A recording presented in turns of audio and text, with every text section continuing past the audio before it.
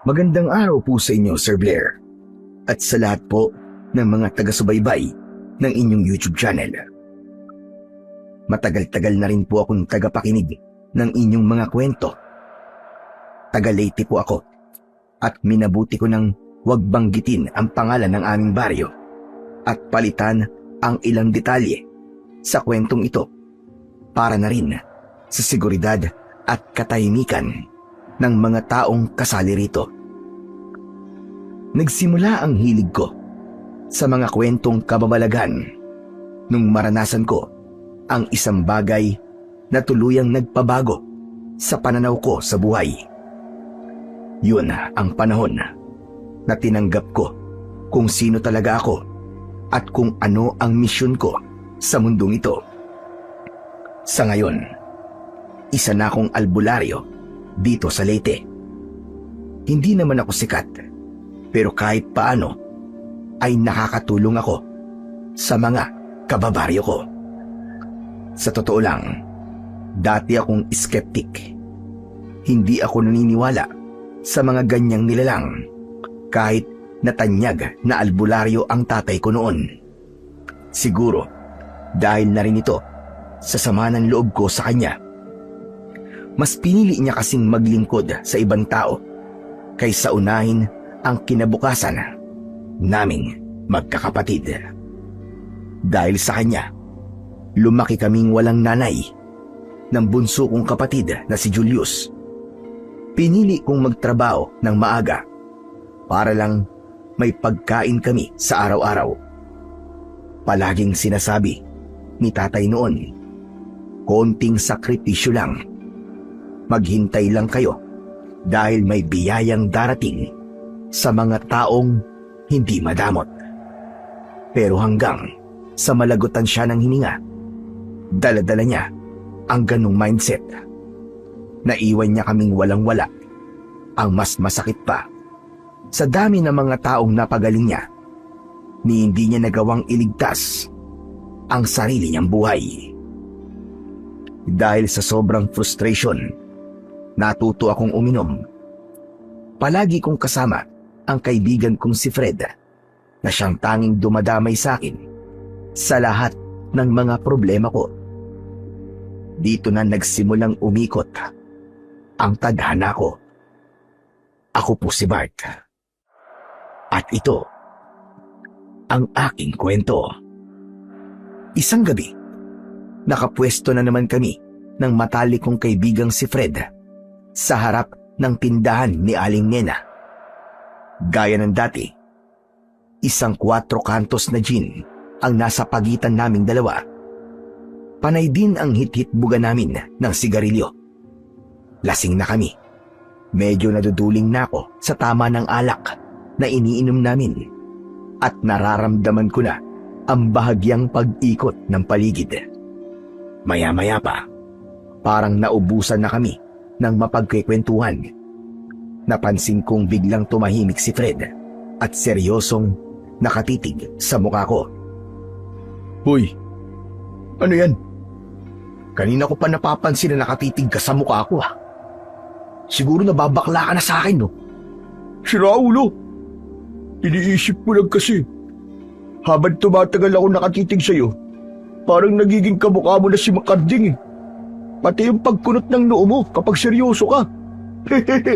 Eksaktong-eksakto sa tatay mo.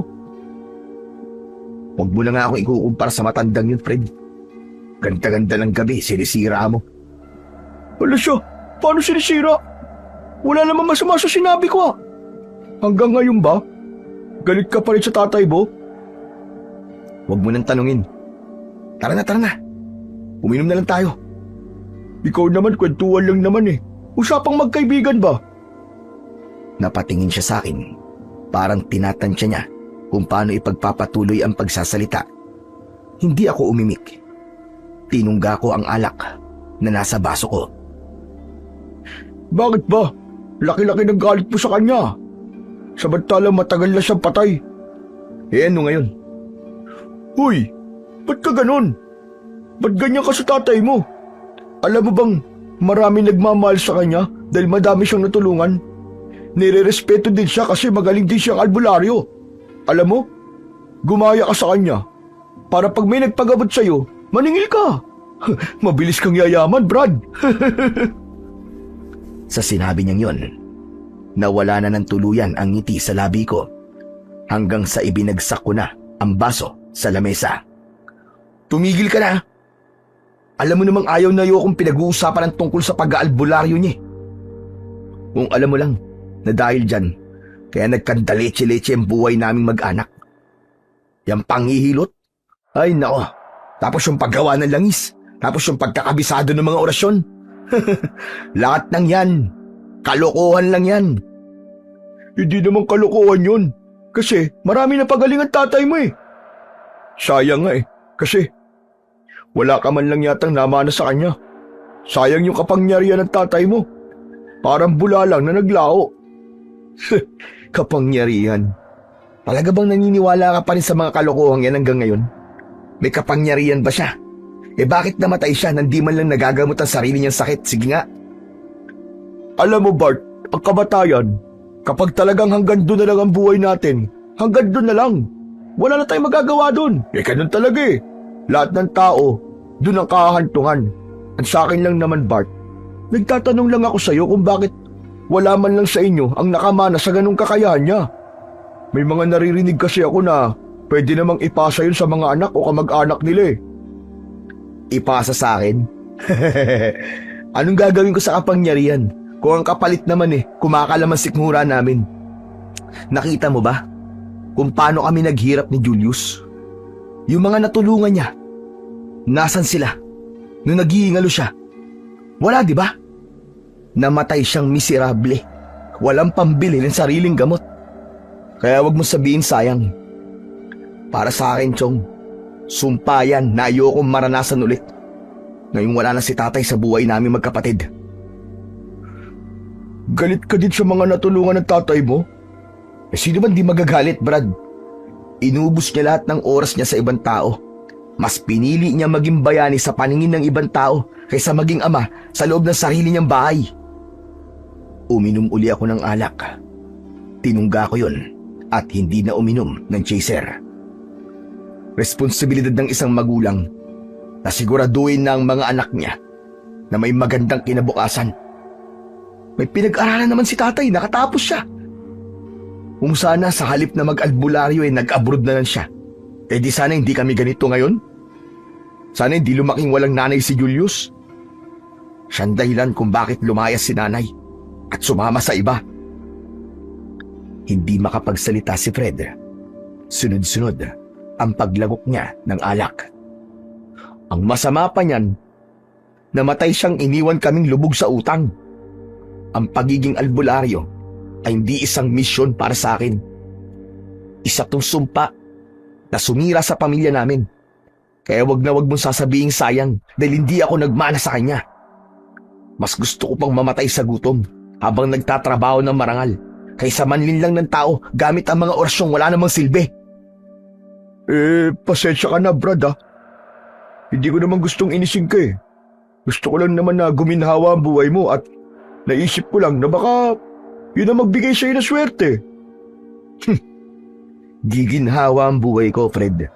Kahit hindi ako maging isang albularyo. Hindi ako magiging katulad niya. Hindi.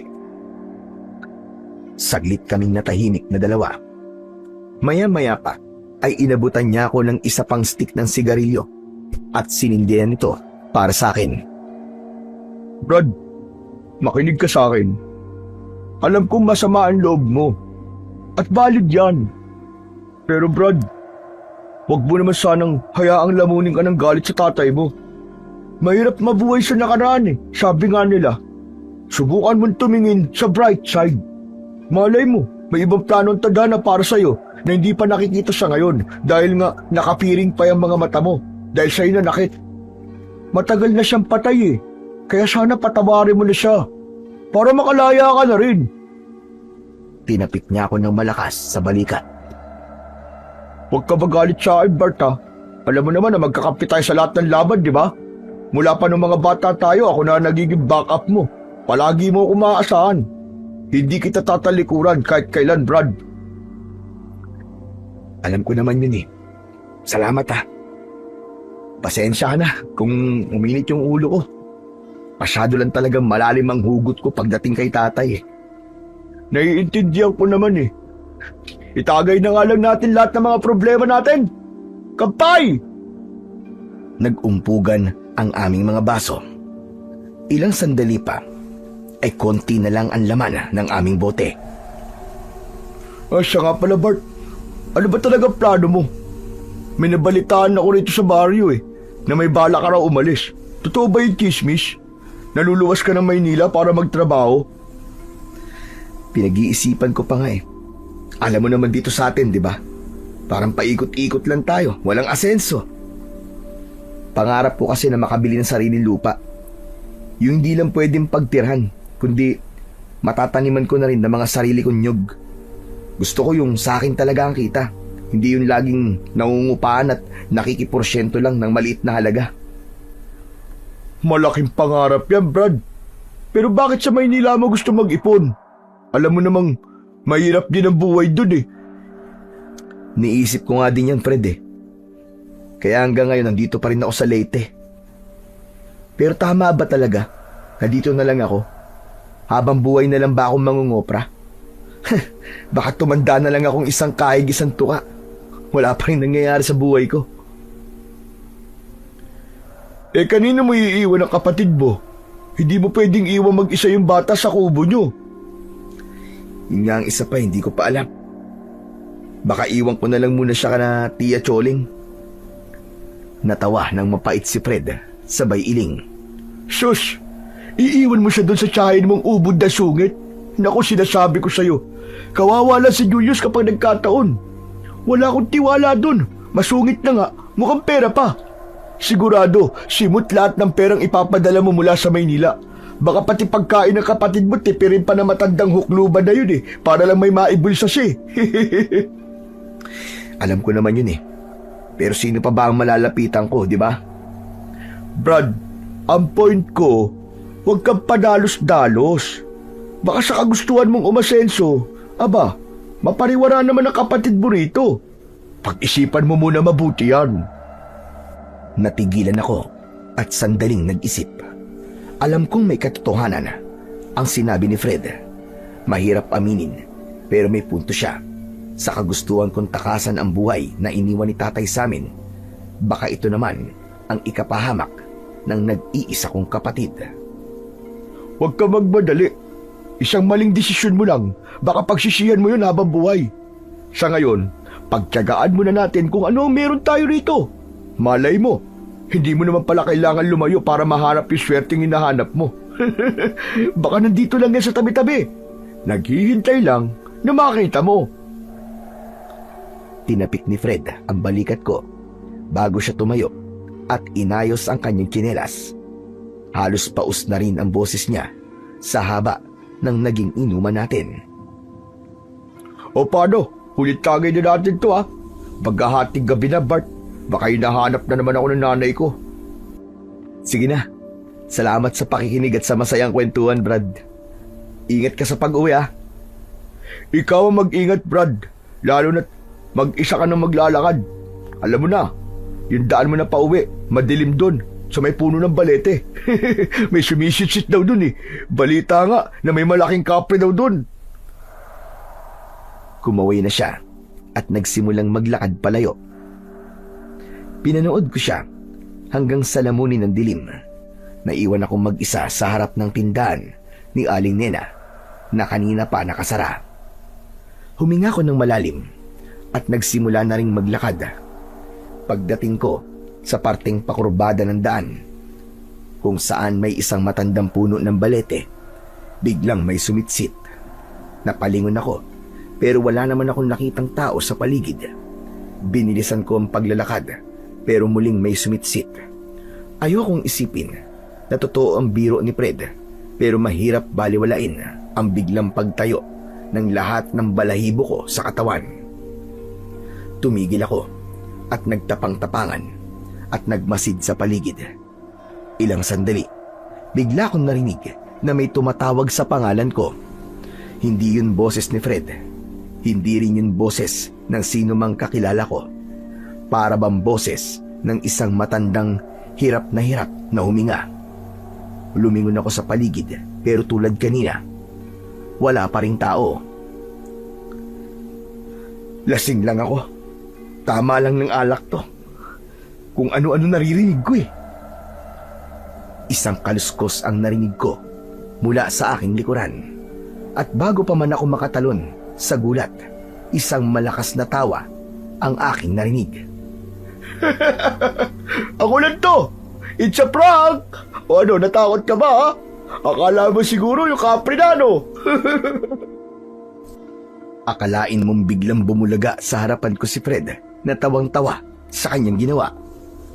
Hawak pa niya ang tiyan habang halos maubusan na ng hininga sa katatawa. Putagis ka, Fred. Gusto ba akong himatayin sa gulat? Ano bang trip mo? Trip talaga kitang takutin eh. Ang seryoso kasi na naging usapan natin kanina eh. Hindi naman ako natakot eh. Nagulat lang ako sa'yo. Uwe, hindi daw. Eh bakit namumutla ka ngayon? Huwag mo na nga akong pinaglololo ko. Madilim dito. Di mo masyadong kita kung namumutla ako o hindi. Sira ulo. Tara na nga. Ikaw konti na lang talaga mabibwisit na ako sa'yo. Muntik na lumabas ang kaluluwa ko sa ginawa mo Huwag ka na magalit, Brad. Joke lang naman yun eh. Prank nga, di ba? O sige, para masaya. Sabay tayo maglakad. Inakbayan niya ako at naglakad na nga kami ng sabay. Pasuray-suray kaming dalawa. Nag-uumpugan ang aming mga balikat habang tinatahak ang madilim na kalsada. At gaya ng ugaling lasing, nagsimula kaming mag-ingay sa pamamagitan ng pagkanta ng malakas. Sintonado man, wala kaming pakialam. Tapos, matatawa pa kami niyan kapag nagkabulbul ang mga dila namin sa lyrics. Nawala ang kaba ko dahil sa presensya ng matalik kong kaibigan.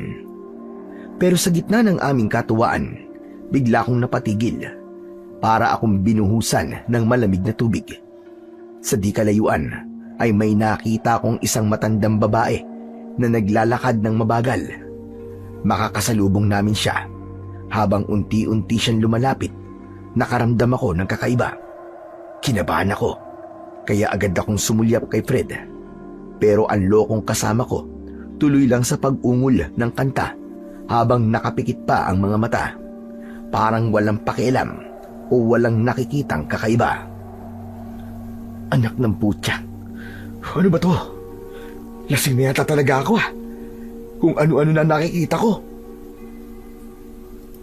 Parang walang narinig si Fred. Tuloy lang ito sa kanyang ginagawa. Kinusot ko ang mga mata ko. Pero pagdilat ko, nakita kong mabilis na nakalapit na ang matanda. 2 dipa na lang ang layo niya sa amin. Doon ako napamura ng mahina. Nanigas ang katawan ko dahil hindi ito isang ordinaryong matanda. Ang kanyang buhok ay sobrang haba at sumasayad na sa lupa. Ang kanyang mga kuko ay mahaba din at matutulis. At ang pinaka nakakakilabot, ang kanyang dila. Nakalawit ito at panay ang agos ng malapot na laway sa kanyang bibig. Amoy na amoy ko ang umaalingasaw nitong baho. Parang bulok na karne. Hindi ako makapaniwalang makakakita ko ng isang nilalang na kailanman ay hindi ko pinaniniwalaan na totoo. Huy, Fred, may aswang! Bigla niyang naimulat ang kanyang mga mata nang marinig ang sinabi ko. Pero nang makita niya kung sino ang tinutukoy ko, agad siyang napamura, sabay tawa. Gumaganti ka, no? Nananakot ka din, no? Hindi ako nagbibiro. Tignan mo! Yung dila niya nakalawit. Yung mga mata niya, mapulang-mapula. Tinabig ni Fred ang kamay ko at bumitaw siya sa akin. Nilapitan niya ang matanda. Para akong malalagutan ng hininga sa ginawa niya. Gusto ko siyang hilahin pabalik pero hindi ako makagalaw. Tinignan niyang mabuti ang matanda mula ulo hanggang paa at saka lumapit sa akin. Ano ka ba, Bart? Lasing ka na nga talaga, no? Si Tandang Sela yan eh. Yung matandang ulyanin sa kabilang purok. Alam mo namang may Alzheimer's yan, di ba? Palaging nawawala at kung saan-saan napapadpad. Pambira itong taon to, oo. Lalong nanlaki ang mga mata ko sa narinig. Hindi ako makapaniwala na si Tandang Sela ang nakikita kong halimaw na nasa harap namin. Sa paningin ni Fred, si Tandang Sela ay isang kawawa at gusgusing matanda na marahil ay naligaw ng daan pauwi. Pero sa mga mata ko, kitang-kita ko ang tunay niyang anyo. Nakatingin siya kay Fred na parang isang gutom na hayop na naghihintay ng tamang oras para sumakmal. Pero nang lumingon siya sa akin, ngumisi siya, isang ngising abot hanggang tenga na puno ng matatalim na pangil. Lola Sela, gabing-gabi na po ah. Hinahanap na kayo siguro ng mga anak ninyo. Gusto niyo bang iatid na namin kayo pa uwi? Gusto kong sumigaw. Gusto kong sabihin kay Fred na lumayo siya dahil papatayin siya nito. Pero walang lumalabas na boses sa bibig ko.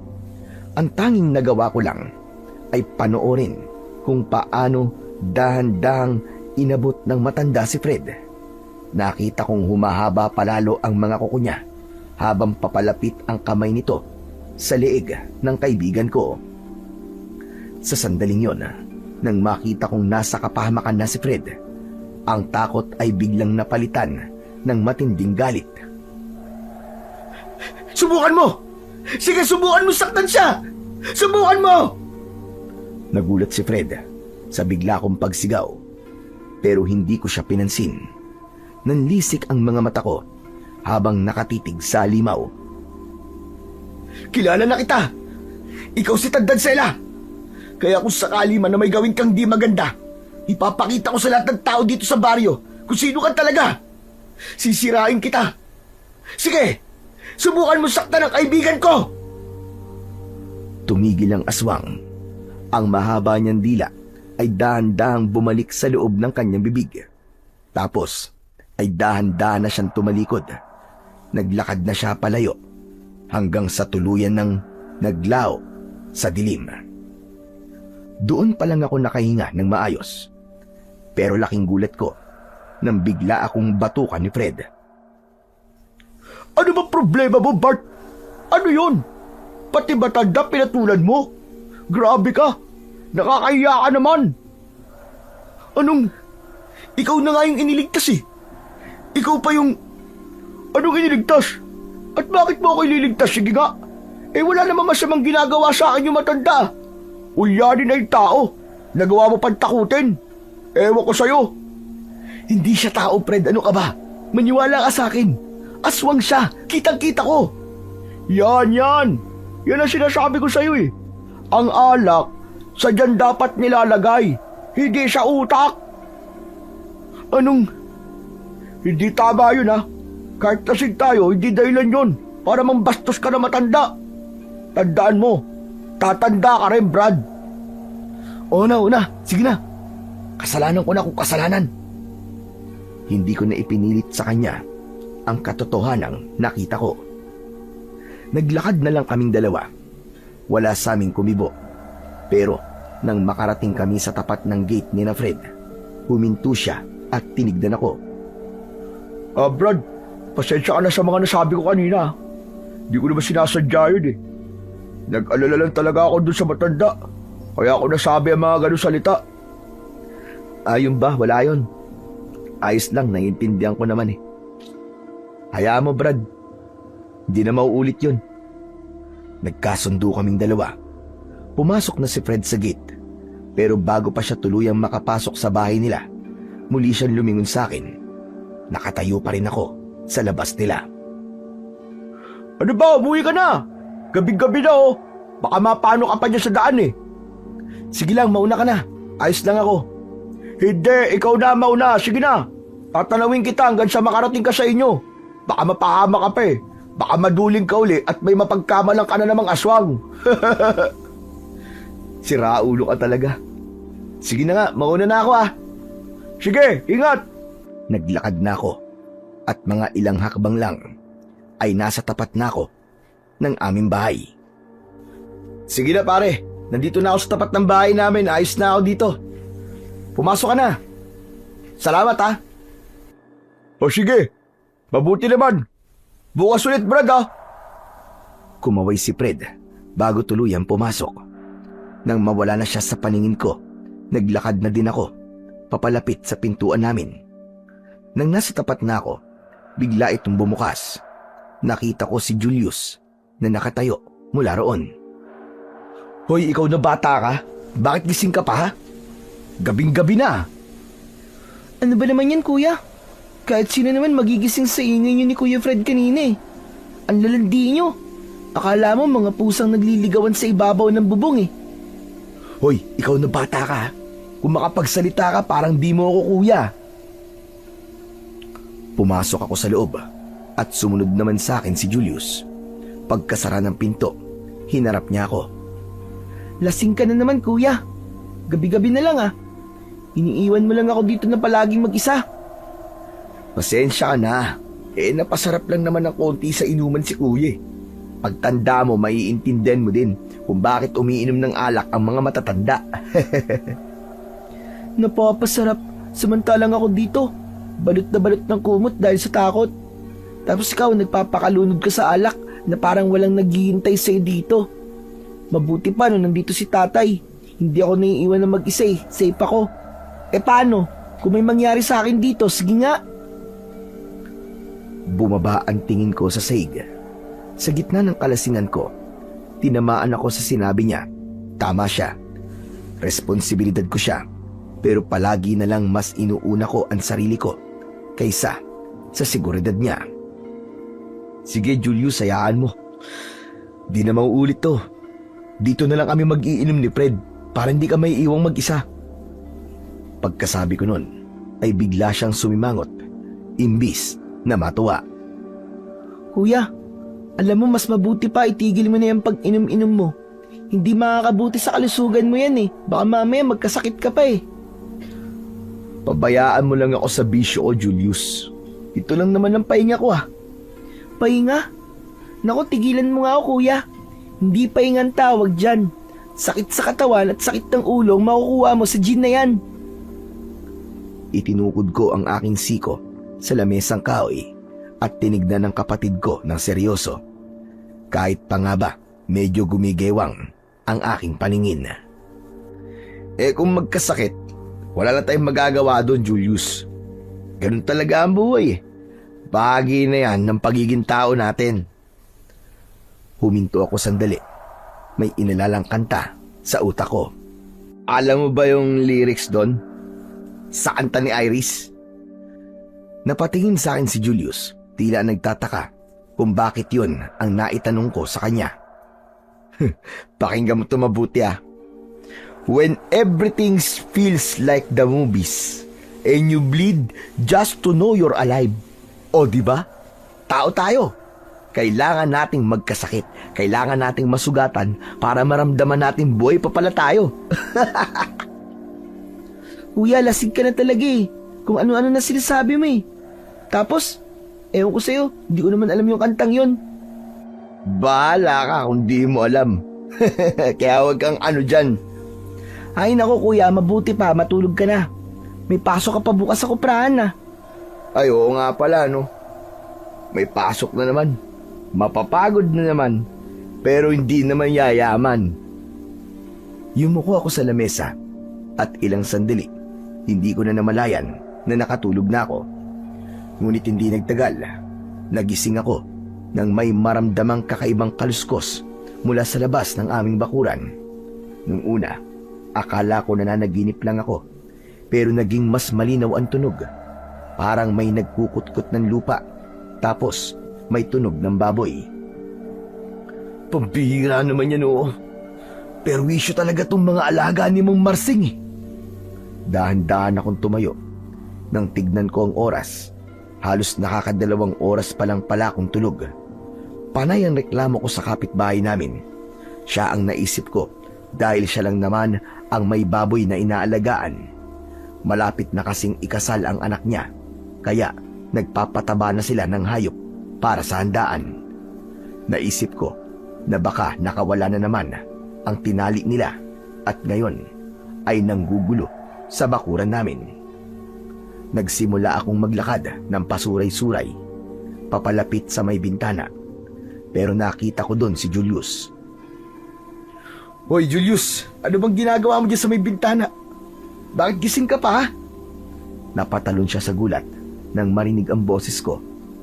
Agad siyang lumingon. Nakita kong kabado siya. Ha? Wala kuya. Hindi kasi ako makatulog eh. Kanina pa po kasi ako naiistorbo ng baboy na yan sa labas. Ang ingay-ingay. Parang may kung anong hinuhukay sa bakuran natin.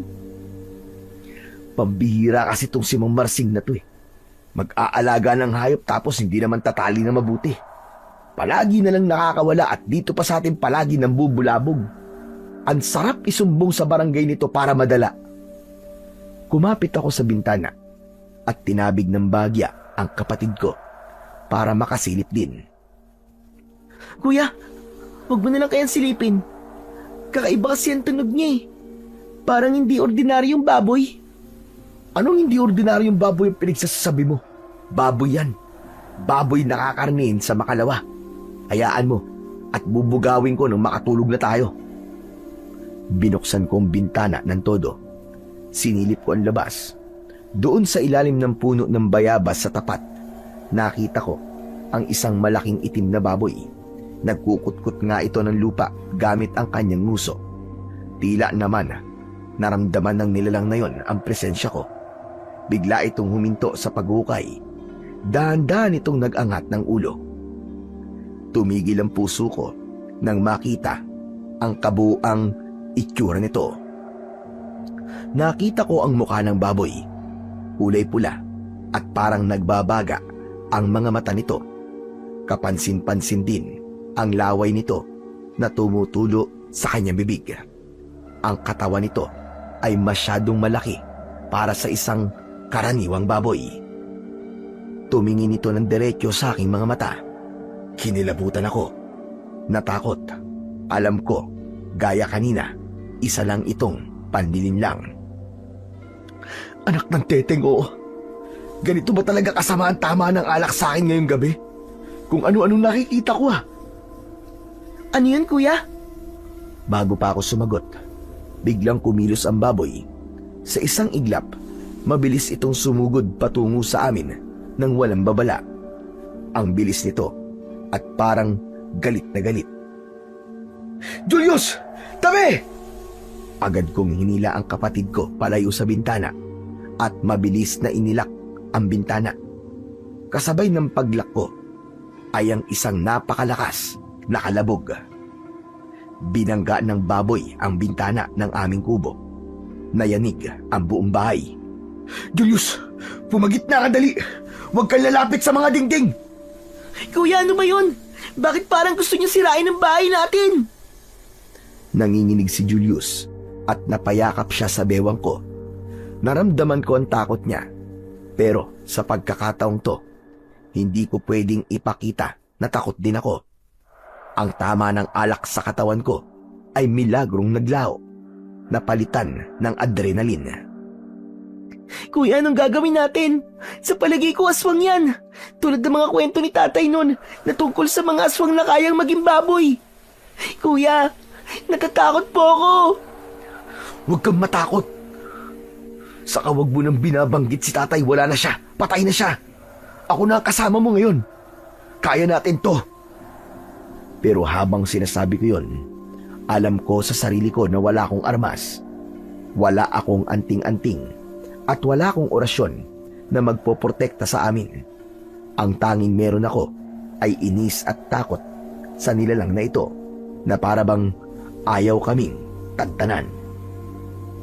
Muling binangga ng baboy ang dingding. Sa pagkakataong ito, nakita ko na nabitak ng bagya ang dingding ng aming kubo.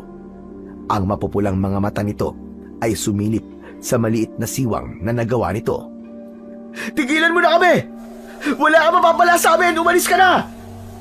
Saktong pagkasabi ko nun, isang mahaba at matalas na kuko ang pumasok sa siwang ng aming dingding. Ang kuko nito ay itim, baluktot at may kasamang malansang amoy. Parang kaamoy ni Tandang Sela kanina. Kuya! Kuya! Makakapasok na siya! Ang dingding natin, bibigay na! Ayoko pang mamatay, kuya! Anong gagawin natin? Hindi yan makakapasok dito. Magtiwala ka lang sa akin, Julius. Huwag kang titingin. Akong bahala sa hayop na yan. Inalis ko ang pagkakayakap sa akin ni Julius.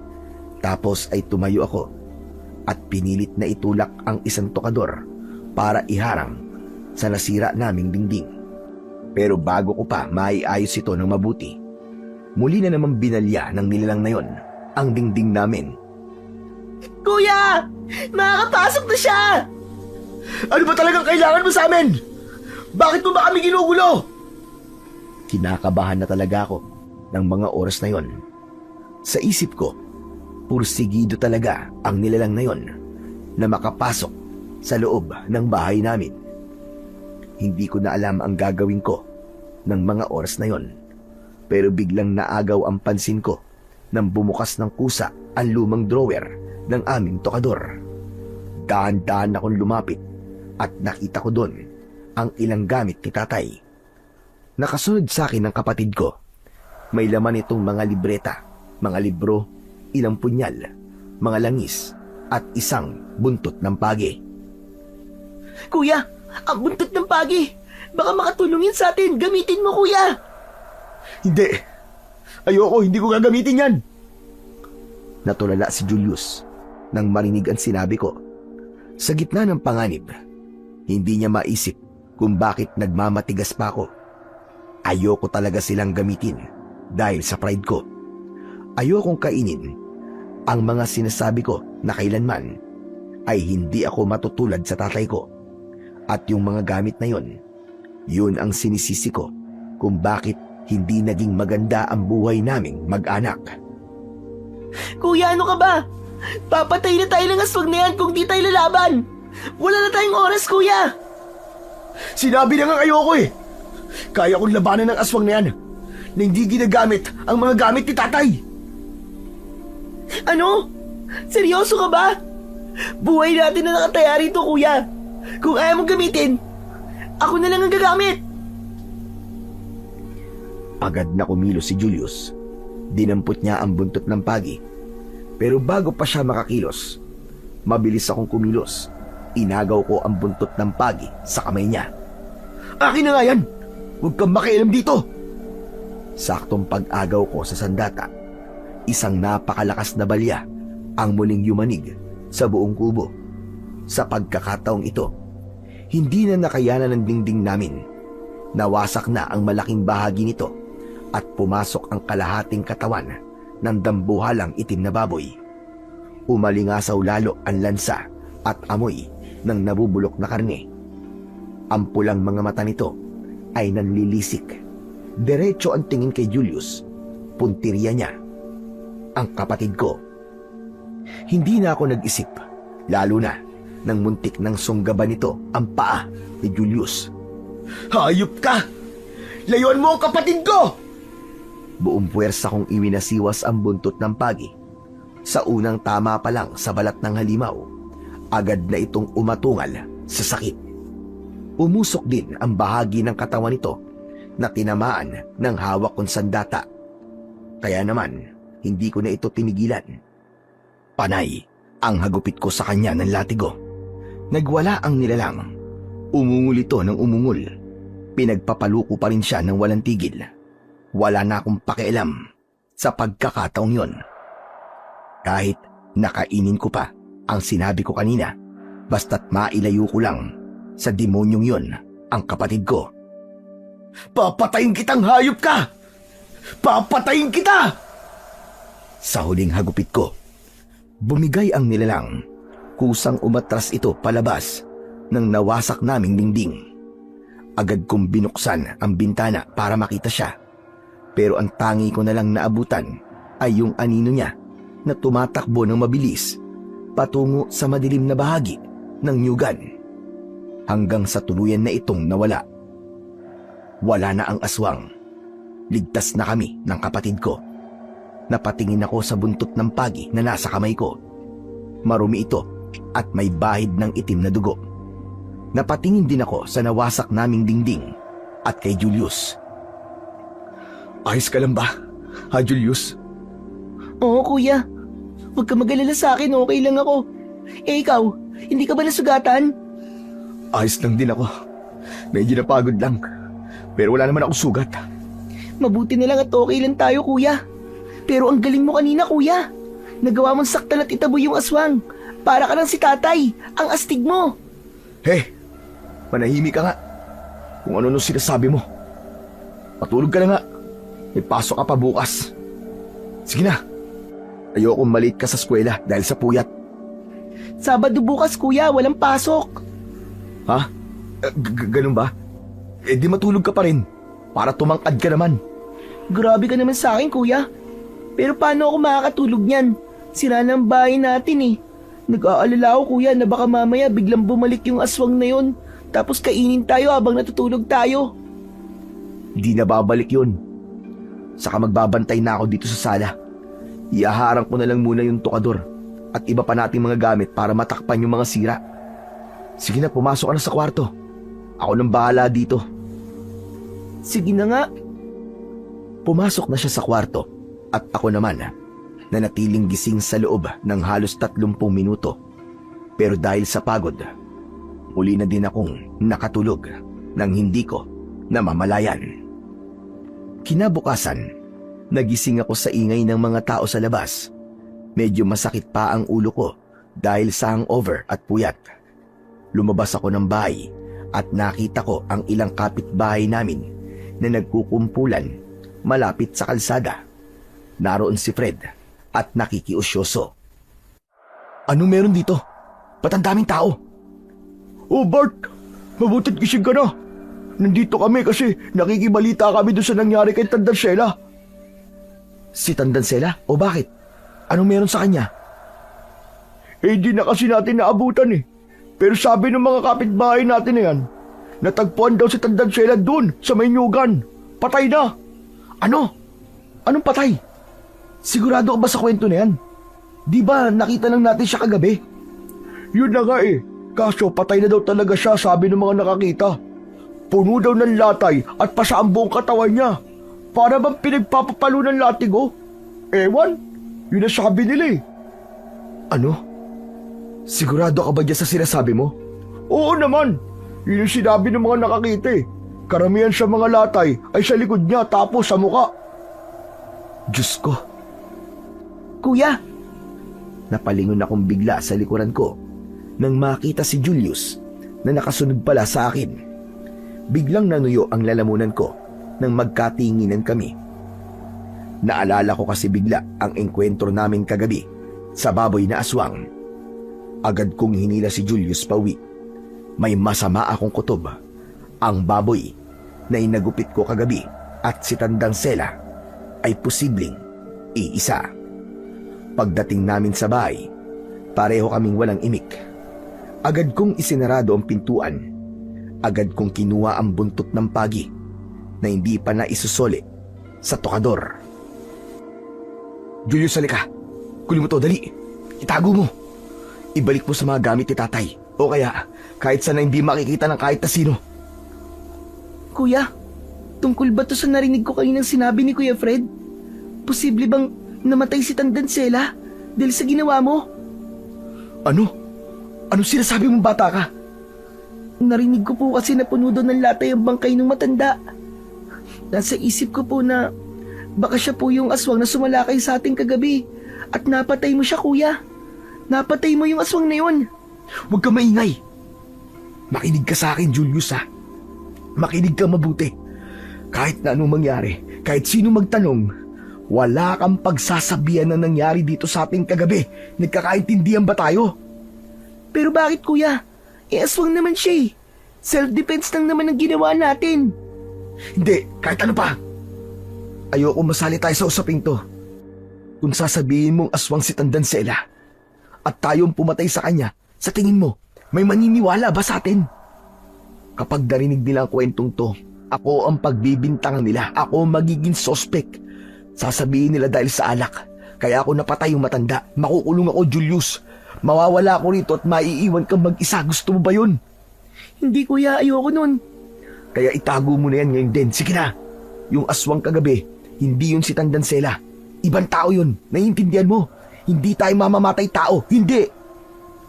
Dahan-dahang lumapit sa akin si Julius at kinuha ang buntot ng pagi sa nanginginig kong mga kamay.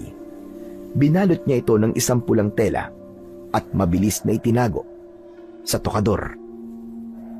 Sa pagkakataong yun, mas naging doble pa ang kaba at takot na nararamdaman ko kesa doon sa naramdaman ko kagabi. Dahil alam ko, kapag may nakaalam nito, hahatulan kami ng mga tao at mas nakakatakot yun kesa sa aswang. Secret lang natin to, Julius, ha? Opo kuya, pero paano naman yung mga dingding na nasira kagabi? Napatingin ako sa butas ng dingding. Aayusin ko na yun ngayon. Ako nang bahala dyan. Hindi ka na ba papasok sa kuprahan kuya? Hindi na muna. Mas importante na maayos ko to kagad. Sige kuya, ayusin mo na yan. At ako na lang po mag-aanda ng agahan natin. Tumango ako. Tapos si Julius dumiretso na sa kusina para mag-asikaso ng makakain namin. Ako naman, kinuha ko ang martilyo, ilang pako at ilang piraso ng kawayang itinabi ko sa gilid ng bahay. Nagsimula na akong magpukpok. Gusto ko nang tapusin kagad bago pa ito mapansin ng mga tsismosa naming mga kababaryo. Hindi pa man ako nagtatagal sa ginagawa ko, isang pamilyar na boses ang narinig kong tumawag mula sa likuran ko. Bart! Nagulat ako at muntik ko nang mamartilyo ang sarili kong daliri. Fred, ikaw pala. Anak ng... Ano nangyari dito sa bahay niyo? Ba't nagkaganyan? Ito ba? Wala yan. Sa sobrang kalasingan ko kagabi, napagkamalan kong pinto. Binunggo ko ng binunggo dahil akala ko nakasarado lang. Ayun, bumigay. Susme, iba din talaga ang trip mo kapag nakakainom ka ng alak, no? Brad, delikado ka na. Tumigil ka na sa pag-inom-inom mo. Grabe ka naman sa delikado. Di ko naman sinasadya eh. Oo nga, pero kawawa yung kapatid mo. Tsak na takot siya kagabi dahil sa pinaggagawa mong lintik ka. Medyo.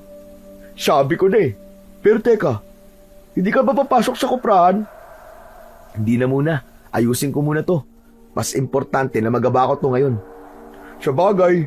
O sige, ako na lang muna papasok sa kuprahan. Mamaya na lang ulit. O sige, ingat ka. Umalis na si Fred. Itinuloy ko na ang pagpupukpok. Ilang minuto ang nagdaan. May narinig akong tunog ng humintong sasakyan sa tapat. Lumabas si Julius mula sa kusina. Bit-bit ang isang tasa ng kape. Napatigil din siya tulad ko at nakisabay sa panonood sa mga bagong dating. Tingnan mo kuya oh. Mukhang sila na yung bagong titira dyan sa bahay ni Mrs. Reyes. Sila na siguro yung sinasabi ng mga tsismosa na mag-asawang nakabili dyan sa bahay. Oo, tama ka. Sila na nga siguro. Grabe. Totoo nga no. Malayo yung agwat ng edad nila. Huy, ano ka ba? Yung bibig mo. Huwag kang tumulad sa bibig ng mga tsismosa. Opo kuya, sorry. Narinig ko lang naman yun sa kanila eh.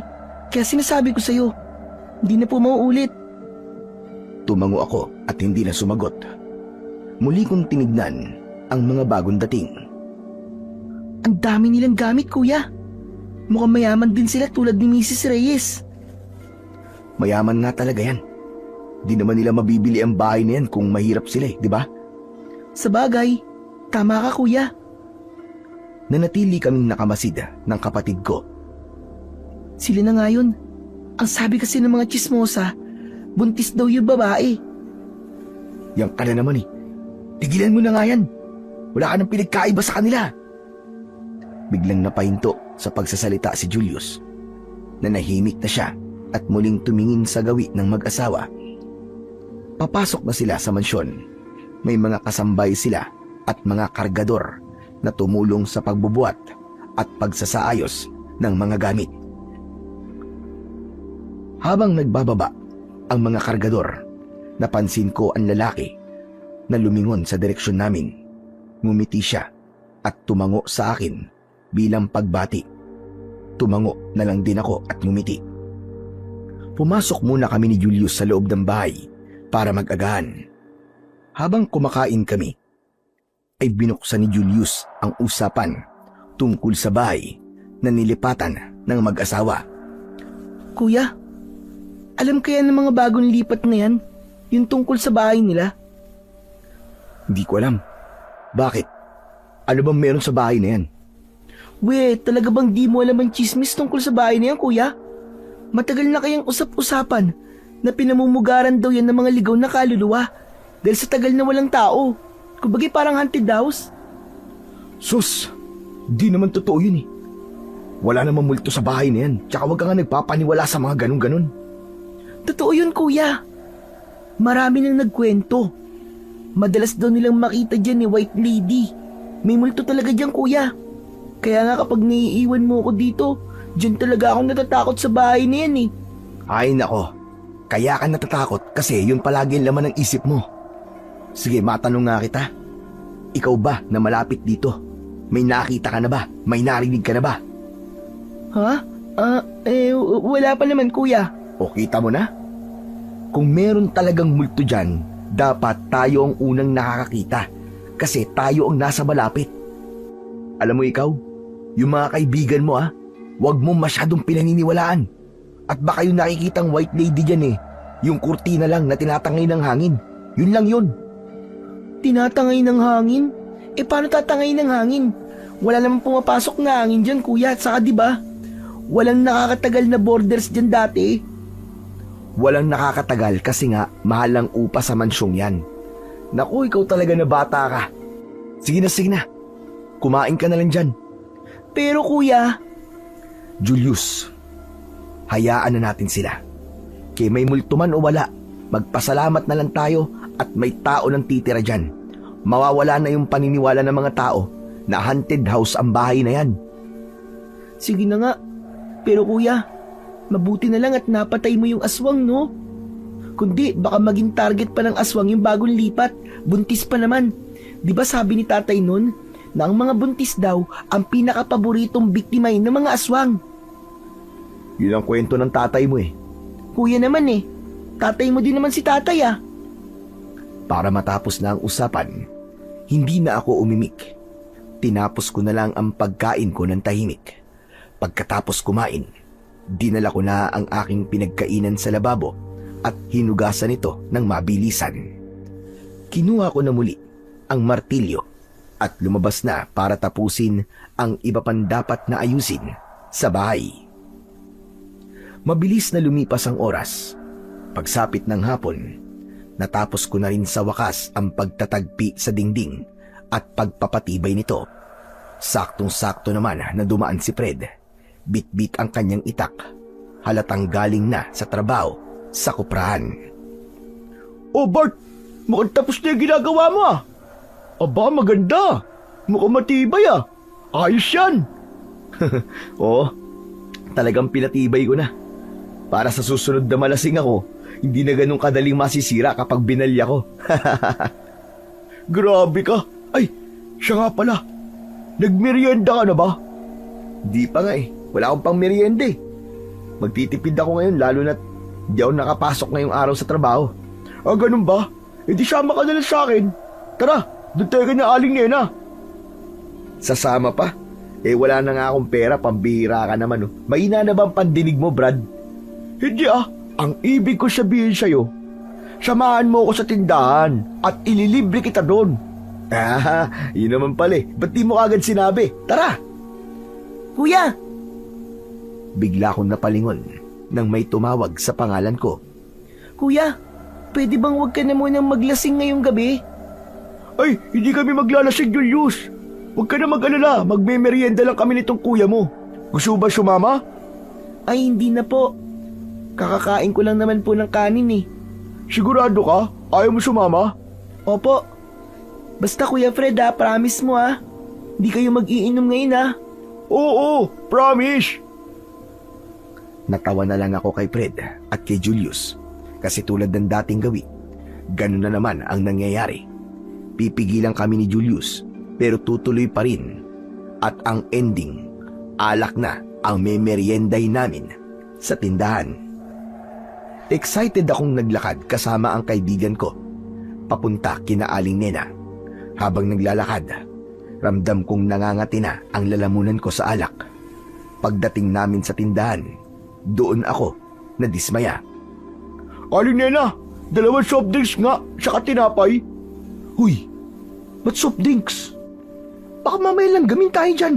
Akala ko naman eh. Hindi na muna. Pasta muna tayo dyan, Brad. Pinilit kong umiti kahit dismayado.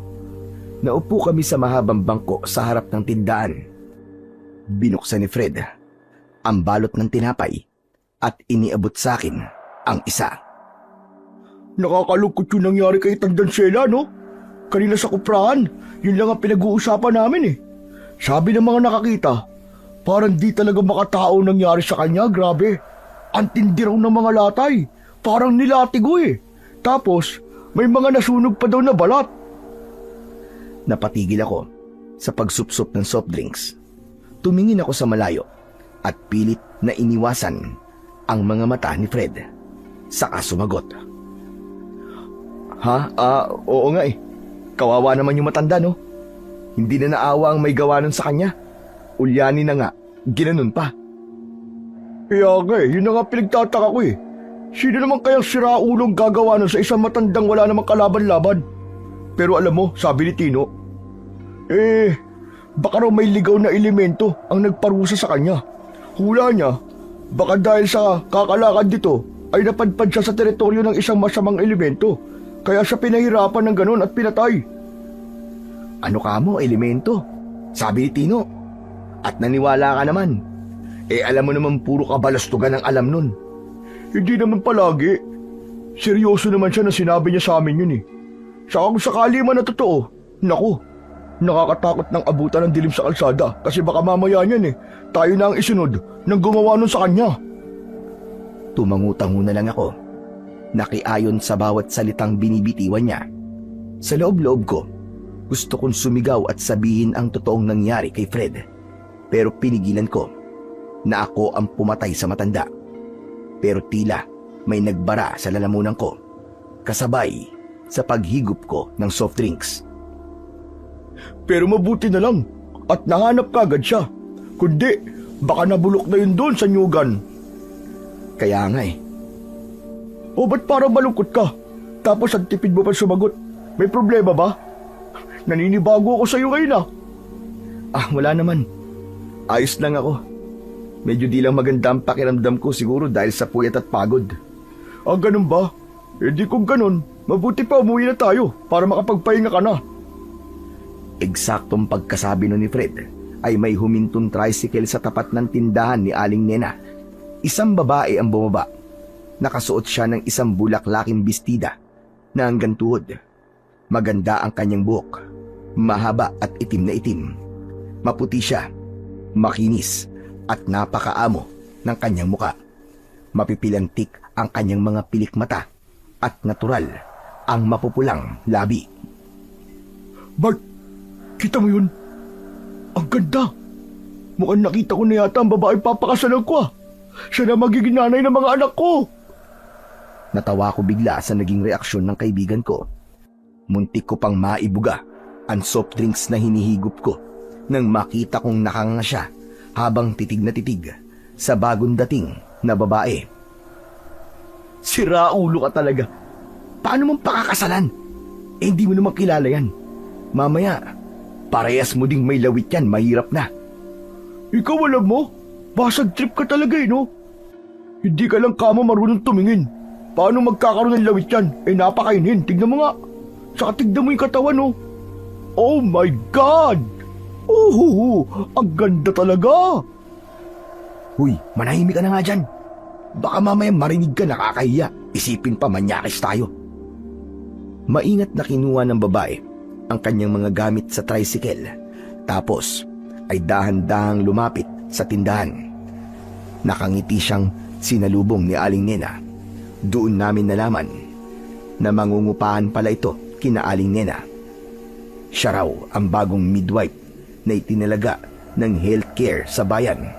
Kaya dito na siya titira para mas malapit. Ipinakilala siya sa amin ng tindera. Siya si Yasmin. Hello po. Magandang hapon. Hello. Magandang hapon din. Halos himatayin si Fred nang sinagot siya ni Yasmin. Ngumiti din siya ng tipid kay Fred. Pero lumingon siya sa akin. Medyo hindi ako naging komportable. Yung paraan kasi ng pagtingin niya. Nakapagkit. Naniningkit ang mga mata niya na para bang kinikilala ako o may hinahanap sa mukha ko. Para niya akong inaakit. Nailang ako kaya bigla kong tinungga ang bote ng soft drinks na hawak ko. Sa aming dalawa ni Fred, alam ko namang ako ang mas may itsura. Matangkad ako, matipuno ang pangangatawan dahil sa araw-araw na pagbabalat ng nyug. Marami din ang nagsasabi na magandang lalaki ako. Samantala, nang masaid ko na ang laman ng bote, ay ibinaling ko na ang paningin ko kay Fred. Fred, tara na. Marami pa tayong gagawin eh. Bigla siyang napatingin sa akin, tapos ay napairap. Hindi ko yung pinansin, tumayo ako at iniwas ang tingin kay Yasmin. Naglakad na din si Aling Nena at sumunod na ang babae. Nang wala na ang babae, parang kitikiting hindi mapakali si Fred sa tabi ko. Grabe! Ang ganda niya talaga! Saka mukhang napakabait. Brad, jackpot ako kapag siya ang nakatuluyan ko. Tulungan mo kong ligawan siya, please. Ano? Manligaw ka mag-isa mo. Kita mo hindi pa nga ako nagkakasyota sa buong buhay ko tapos magpapatulong ka pa sa akin. Wala akong alam sa mga ganyan-ganyan. Bahala ka sa buhay mo. At sungit naman ito. Alam ko na. Nako kursunada mo din siya, no? Anong kursunada? Hindi Bakit naman ako mangungursunada ng isang taong hindi ko naman kalebel? Tignan mo nga, Fred. Professional siya. May pinag-aralan, midwife.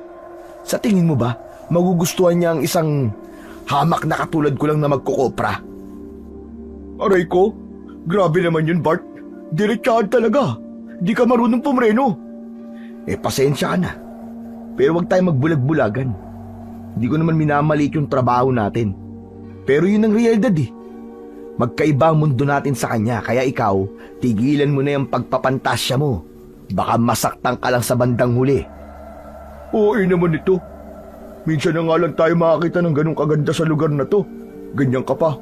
Malay mo, mapasagot ko siya. Libre lang mangarap, no? Malay mo, di ba? Mapansin niya ang charm ko.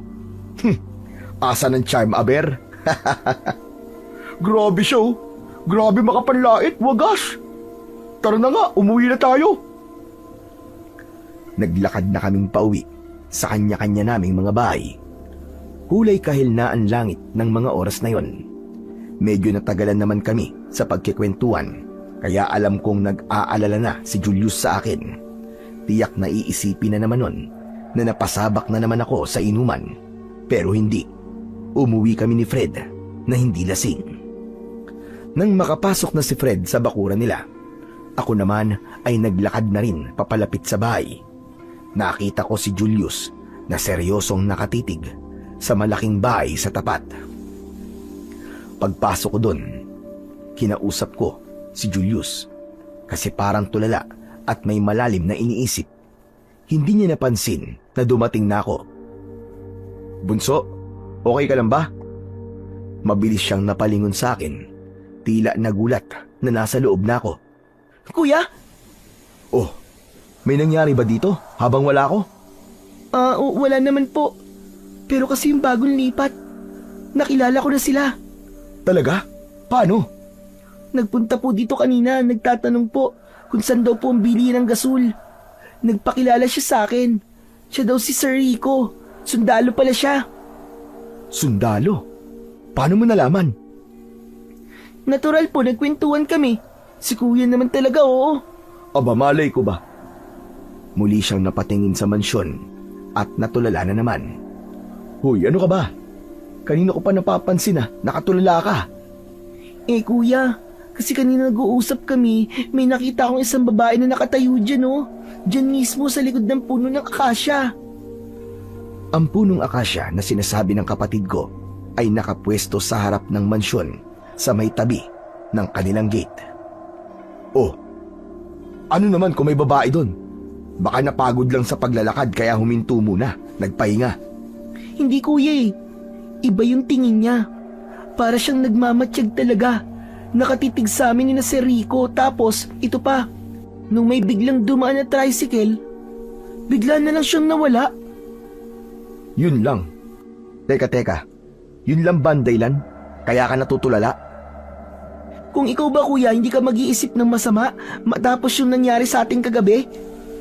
Julius, yung nangyari kagabi, kalimutan mo na.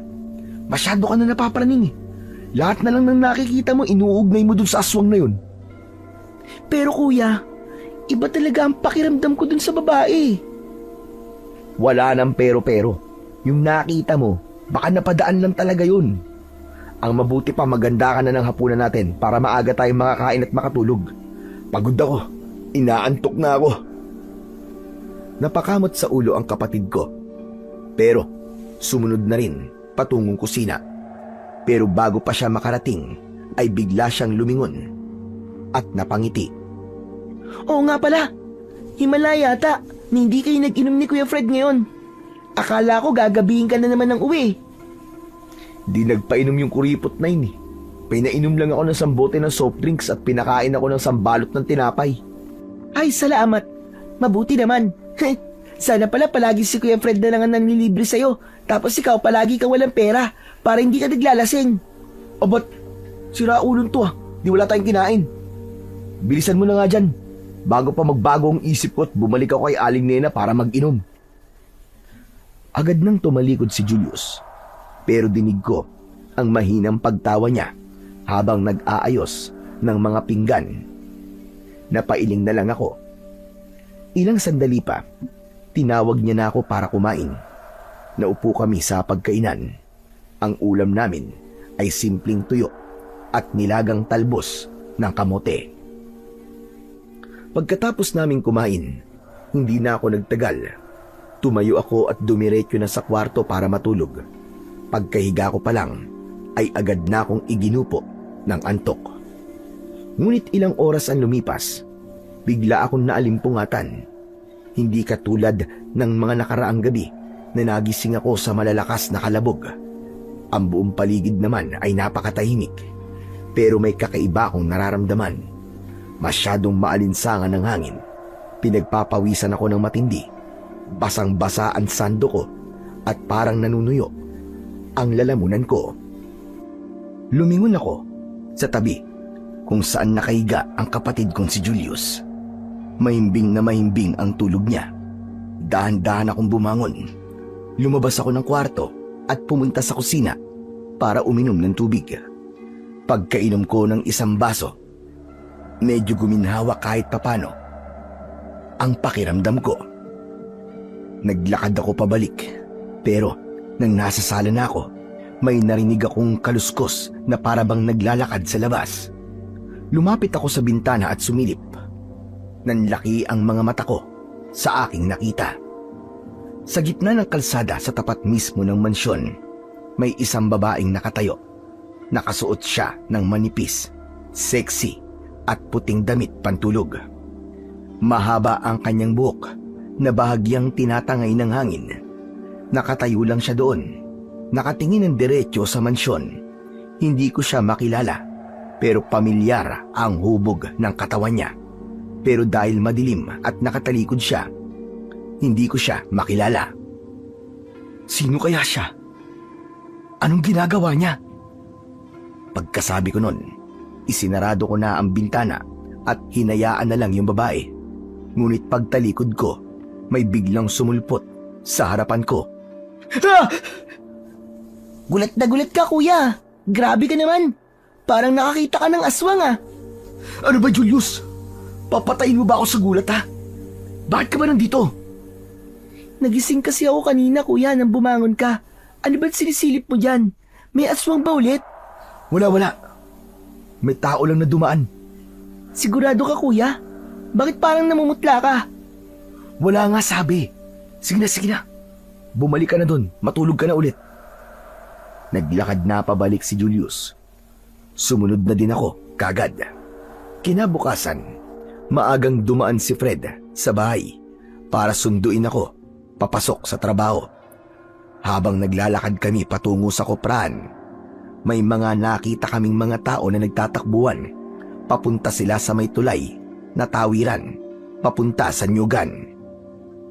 Brad! Tignan mo! Ano kaya yung pinagkakaguluhan nila doon?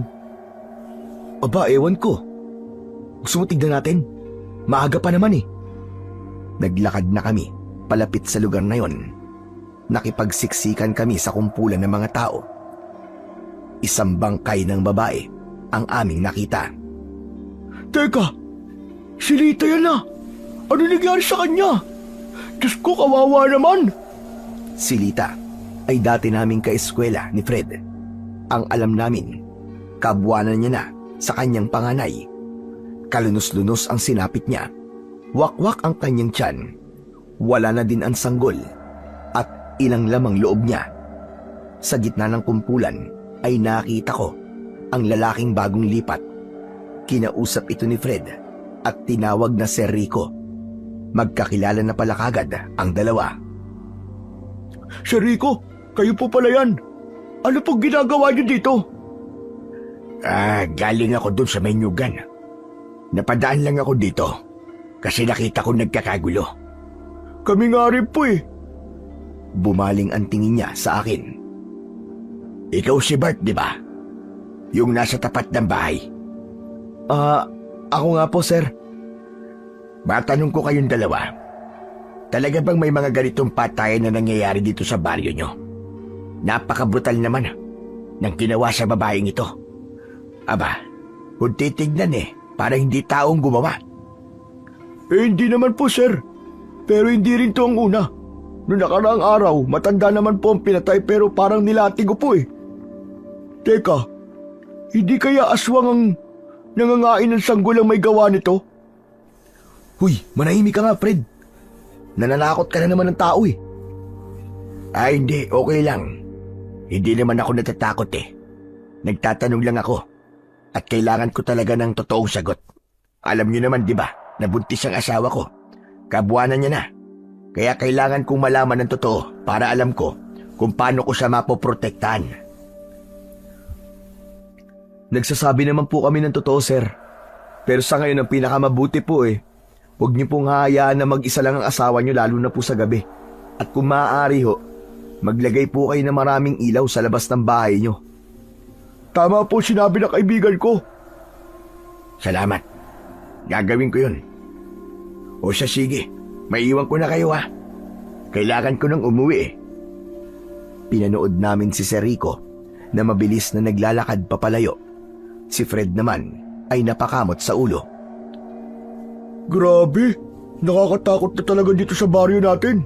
Isipin mo nung una si Tandansela, tapos si Lita naman. Sino kaya susunod? Naku, wag mo namang isipin yan. Mabuti pa tara na nga sa koprahan. Marami pa tayong babalatang nyug Nagpatuloy na kami sa paglalakad hanggang sa makarating sa koprahan. Halos buong maghapon ang pangyayaring yun lang ang naging tampok sa usapan naming mga mangungupra. Kinabukasan, masaya kaming umuwi ni Fred dahil araw ng sweldo. Agad akong nag-aya na dumaan sa tindahan ni Aling Nena. Nako, tiyak na magagalit na naman ang kapatid mo kapag ginabi tayo niyan. Saka na, Brad, delikado na ngayon Sa bahay naman tayo iinom Sagot ko na 4 kantos, tara. Ay, ganun ba? Di sige, sa akin naman ang pulutan. Game! Pagdating namin sa tindahan, nakita namin doon si Yasmin. Natulala si Fred. Nakanganga habang tinitingnan ng dalaga na bumibili ng personal niyang mga gamit. Para siyang nahihipnotismo sa kagandaan nito. Kaya bago pa siya tuluyang magmukhang tanga o bago pa mahuli ni Yasmin, hinila ko na ang braso ni Fred. Hoy, tara na! Baka matunaw yung tao. Nakakahiya ka talaga. Pag uwi namin sa bahay, agad akong naghanda para sa inuman namin. Inilagay ko na ang 4 kantos at pulutan sa ibabaw ng lamesa. Teka. Dito kayo magiinom, kuya? Oh, bakit? May reklamo ka ba? Wala naman. Ayos nga yun eh, na dito kayo magiinom. At least hindi ako may iwan na mag-isa dito sa bahay, di ba? Ilang sandali pa ay sinimulan na namin ang inuman. Tulad ng dati, marami kaming napag-usapan.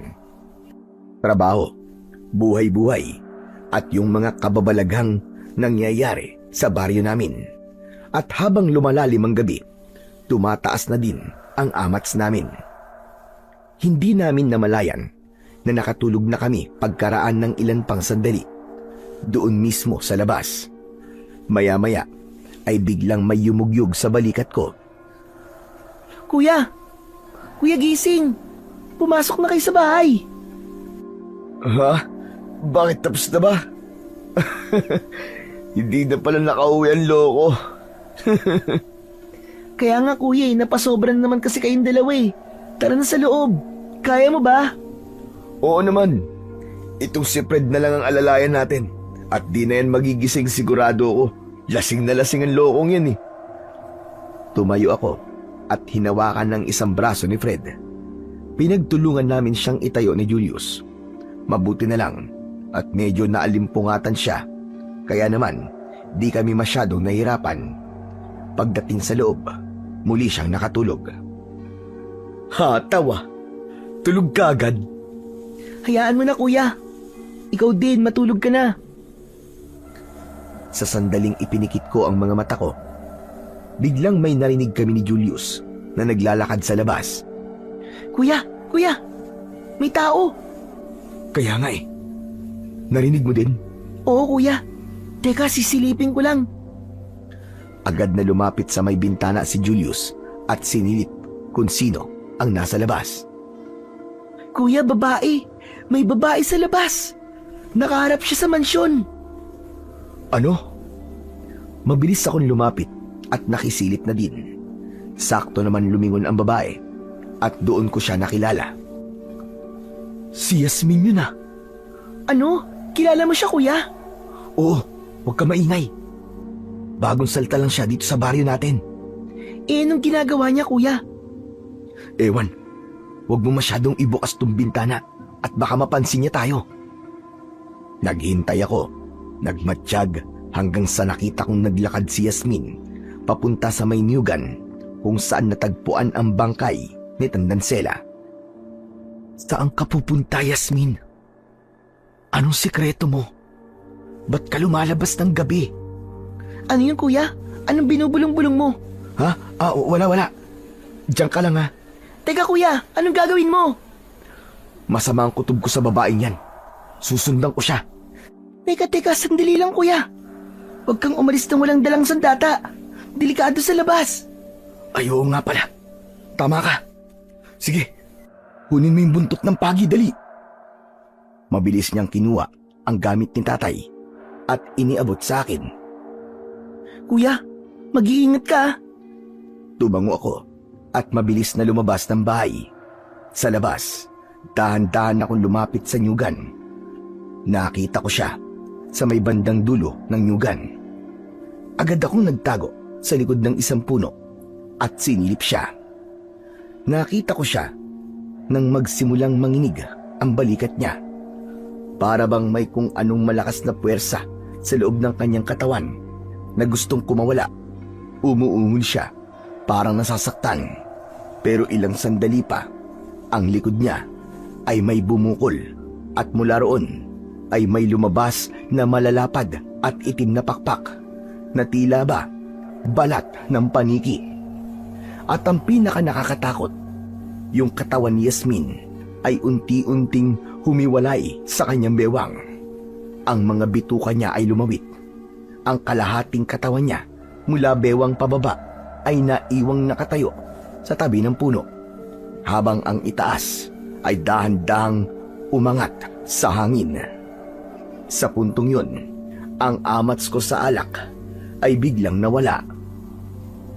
Anak ng manananggal palang babaeng yun. Sinasabi ko na nga be, at hindi ko siya mapagkakatiwalaan. Agad ko siyang sinundan nang ikinampay na niya ang kanyang mga pakpak. Malinaw kasi sa akin kung sino ang target niya ng gabing yon. Diyos ko, tulungan niyo po akong mailigtas ang asawa ni Sir Rico. Tatay Carding, kung nasan man kayo ngayon, tulungan niyo ako. Sa kauna-unahang pagkakataon ay natawag ko ang pangalan ng tatay ko. Pakiramdam ko kasi yun talaga ang kailangan ko ng gabing yon. Kumaripas ako ng takbo. Ang tanging nasa isip ko lang ay ang makabalik kagad ako sa kalsada para mabalaan si Sir Rico. Nang makarating ako sa kalsada, tahimik pa ang paligid. Bumalik muna ako sa bahay para balaan ang kapatid ko. Abot-abot ang hingal ko pagpasok ko sa bahay. Kuya, ano nakita mo? Bakit parang nakakita ka ng demonyo? Hindi ko siya kagad nasagot. Nakatitig lang ako sa kanya. Kuya, ano ba? Ayos ka lang ba? Oo, pero kailangan ko ulit lumabas. Kailangan kong tulungan si Sir Rico. Bakit kuya? Ano ba nangyayari? Basta kailangan ko nang umalis. Bumalik lang ako para sabihin sa yung huwag kang lalabas kahit anong mangyari. Isarado mong bahay, naiintindihan mo ba? Ilak mo yung mga bintana at pinto. Oo, pero kuya sabihin mo muna sa akin kung ano nangyayari sa labas. May aswang, Julius. At hindi lang basta aswang. Isa siyang manananggal. Ano? Maninanggal? Yung nahahati ang katawan kuya? Sigurado ka ba? Oo, nakita ko siya. Kitang-kita ng dalawang mata ko.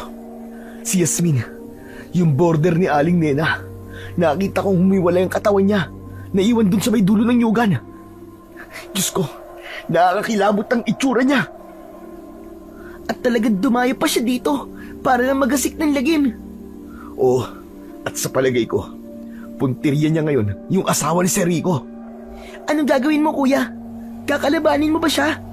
Kailangan, Julius.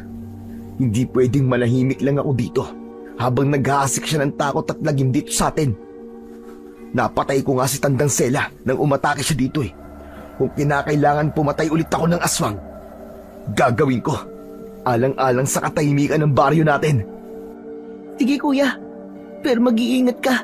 Sa kagalingan mo makipaglaban ha. Isinukbit ko na ang buntot ng pagi sa aking tagiliran at kinuha ang isang matulis na sibat na nakasandal sa tabi ng tukador. Aalis na ako, Julius. Ikaw nang bahala dito. Huwag kang lalabas, okay? Sige kuya. Naglakad na ako hanggang sa may pintuan. Dahan-dahang binuksan ang pinto. Ngunit bago pa man ako makalabas, narinig ko ang isang malakas na putok o pagsabog. Mabilis akong tumakbo, palapit doon. Alam ko, nagsimula na ang aswang na umatake sa bahay ni Sir Rico. Saktong pagtapat ko sa gate nila, bumukas ang pinto ng mansyon. Lumabas si Sir Rico. Hawak ang isang shotgun. Nanginginig siya at halatang wala sa sarili dahil sa takot at galit. Pagkakita niya sa akin na nasa tapat ng gate, ay agad niyang itinutok sa akin ang kanyang armas. Huwag kang kikilos sa masama, hayop ka! Ikaw ba? Ikaw ba nanggugulo sa amin? Sumagot ka! Kundi papasabugin ko to sa baon ng ulo mo! Napahinto ako at itinaas ko ang mga kamay ko. Hawak pa rin ang sibat. Sir Rico! Teka ako to! Ibaba niyo po yan! Sir, nagkakamali po kayo! Hindi po ako ang kalaban, sir! Nandito ho ako para tulungan kayo, sir! Tulungan? Sigurado ka ba? Eh bakit may dala kang sibat? Mamamatay tao ka, no? Nagsisinungaling ka! Hindi po, sir! Teka, sir! Hindi po ako nagsisinungaling, sir! Maniwala kay sir! Sir! Ayun o! Tumingala ka, sir! Nasa bubong niyo po ang demonyo! Ayun, sir, ang manananggal! Tumingala siya at nanlaki ang mga mata niya nang makita ang manananggal na nasa bubong. Bigla itong bumulusok pababa. Nakabuka ang mga kuko at balak siya nitong dakmain. Diyos ko! Totoo nga! May manananggal! Muli siyang nagpaputok, pero mabilis ang aswang. Nakailag ito sa ere. Dumapo ito sa isang puno. Ang anyo niya ay talaga namang kasuklam-suklam. Malayong malayo sa malaanghel niyang muka. Maitim, kulubot ang balat, magulo ang buhok, mapupula ang mga mata na animoy nagbabagang apoy. Meron din siyang matatalim na pangil at mahahabang kuko. Mga pakialamero! Hayaan nyo na akong makuha ang pagkain ko! Huwag kayong makialam dito! At sa tingin mo ba, papayag ako na saktan mo ang asawa ko, impakta ka! Muli niyang itinutok ang shotgun sa aswang at pinaputok yun. Pero tulad kanina, naiwasan lang ito ng manananggal. Mabilis na lumipad ito, pasugod ulit kay Sir Rico. Sinubukan kong harangin siya gamit ang hawak kong sibat, pero nahawi niya ito gamit ang kanyang mga pakpak na parabang bakal sa tigas. Tumilapon ako at natumba sa lupa. Hinampas din ng aswang si Sir Rico. Tumilapon ang kanyang shotgun. Doon na siya sinugod ng manananggal. Sir! Umilag kayo, sir! Pero huli na. Masyadong mabilis ang mga pangyayari. Ginamit ni Sir Rico ang braso niya pangsalag sa biglaang pag-atake ng aswang. Bumaon ang mga matutulis na kuko ng manananggal sa braso niya. Napasigaw siya sa labis na sakit habang umaagos ang sariwan dugo. Sir! Sandali lang, tutulungan kita! Kapit lang, sir! Paglabanan mo! Bumangon ako at sinikap na makalapit ng mabilis sa aswang na manananggal. At nang tuluyang makalapit, ay iwinasiwas ko kagad sa kanya ang hawak kong buntot ng pagi. Sapul sa likod ang manananggal. Umusok ang balat nito ng malatayan ng latigo. Mabilis itong lumayo sa akin. Nanlilisik ang mga mata niya na parabang galit na galit at gusto na talaga akong lapain. Pakialamero kang lalaki ka! Mamamatay ka! Ang kapal ng mukha mong impakta ka na sabihin sa akin yan! Sino ka ba sa akala mo, ha? Isa ka lang masamang dayo na walang hangad na maganda dito sa baryo namin! Ikaw ang mamamatay at hindi ako! Eh ano ngayon? Kung dayo lang ako rito, may magagawa ka ba? Sa palagay mo ba ay kaya mo ako dahil lang dyan sa hawak mo latiga? Oo naman! Alam mo kung bakit? Kasi hindi lang ito basta isang latigo. Buntot pagi ito at palaging dinadasalan ng orasyon ng tatay ko nun. Kaya siguradong tepo ka dito. Kapag tinamahan ka ulit, talagang matutusta ang balat mo. At sa palagay mo, matatakot mo ako? Ba't di natin subukan? Sige, lumapit kang impakta ka. Nang matikman mo lupit ng sandata ng tatay ko. Siya si Mang Karding, ang pinakamagiting at pinakamagaling na albularyo at manunugis ng aswang dito sa baryo namin. Sige, lumapit ka at magkasubukan ngayon tayo. Anong paki ko kung siya ang pinakamagaling? Eh hindi naman siya ikaw. At hindi ka naman siya. Bakit? Magaling ka ba? Oo. Magkaibang tao kami. Pero ako, may sarili akong pagkakakilanlan. Ako si Bart, ang malupit na tirador ng mga aswang. Kung ganon, mamamatay ka na. Uunahin kita, tirador ng mga aswang. Agad siyang sumugod. Nagpalitan kami ng pag-atake. Mabilis siya at sobrang bangis. Nakalmot niya ako sa balikat at naramdaman ko ang hapdi, pero hindi ko yun ininda. Panay din ang ngampas ko sa kanya at bawat tama at latay, alam ko na nasasaktan din siya. Pinilit kong magpakatatag. hanggang sa nakita kong pinipilit ni Sir Rico na abutin ang shotgun niya. Sa gitna ng kaguluhan, may biglang pumasok sa gate. Agad siyang lumapit sa akin. Gulat na gulat siya nang makita niyang sugatan ako. Hoy, Bart! Ano nangyayari dito? Aba, Sir Rico! Fred, umuwi ka na! Bilisan mo, delikado dito! Ano? Anong delikado? Bakit? Bakit kayo nag-aaway ng dalawa? Anong ginagawa nyo? Hindi, nagkakamali ka, hindi kami nag-aaway ni Sir Rico. Sige na, umalis ka na! Bilisan mo, umalis ka na rito! Ngunit imbis na umalis si Fred, ay lumapit siya sa akin at tinignan ang sugat ko. Teka! Hindi to tama ng barila! Ano ba talaga nangyayari dito? Nang sandaling yon, itinuro ko ang nilalang na lumilipad sa ere. Tinignan naman ito ni Fred. Nang makita niya ang muka ng halimaw, bigla siyang napanganga. Diyos ko po! Aswang! Totoo ba nakikita ko, Brad? Oo, kaya umalis ka na. Ang kulit mo eh. Hindi ako alis. Kung yan ang kalaban ninyo, lalaban din ako. Tutulungan ko kayo. Sigurado ka? Oo nga. O eto ang latigo. Ang gawin mo lang, hampasin mo siya yan. Ano gagamitin mo? Akin na itong sibat. Naghanda kaming tatlo. Inabangan namin ang susunod niyang pagsugod. Pero makalipas lamang ang ilang sandali, nagpaikot-ikot lang ito sa ere. Marahil ay nakita niyang dehado siya dahil tatlo na kaming makikipaglaban sa kanya. Nagpasya siyang tumakas. Ikinampay niya ng malakas ang kanyang mga pakpak at lumipad ng mas mataas. Babalikan ko kayo! Hindi pa tayo tapos! Hoy! Anong babalikan? Bumaba ka dito, impakta ka! Pangit! Pero hindi nakinig ang manananggal. Lumipad pa ito ng mas mataas at ang direksyon niya ay papunta sa Mahinyugan. Alam ko kung saan siya pupunta. Babalikan niya ang kalahati ng katawan niya.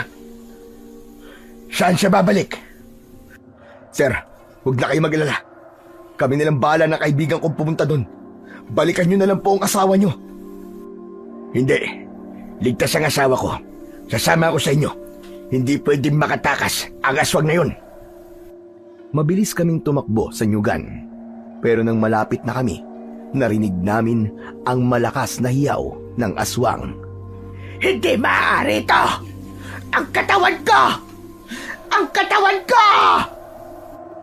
Mula sa itaas ay nakita kong tila nawala na siya ng balanse sa ere hanggang sa mahulog siya doon mismo sa harap namin.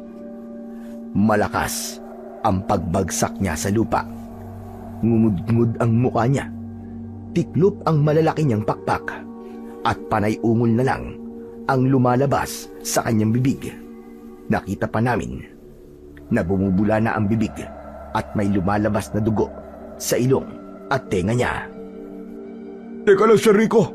Tol, hayaan niyo sa akin yan. Paubayan niyo sa akin. Ako ang tatapos sa manananggal na yan. Tumakbo palapit si Fred at agad na pinagagupit niya ang aswang. Bawat latay, umuusok ang balat niya. Wala na siyang laban hanggang sa tuluyan siyang nasunog at naging abo sa harap ni Fred. Napatay ko! Napatay ko, manananggal!